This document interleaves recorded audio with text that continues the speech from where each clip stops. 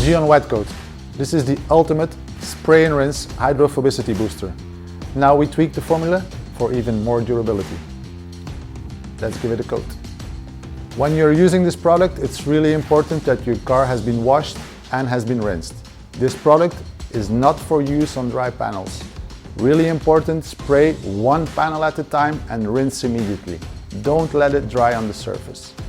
A really big advantage of the product is that you can use it on glass, plastic and wheels.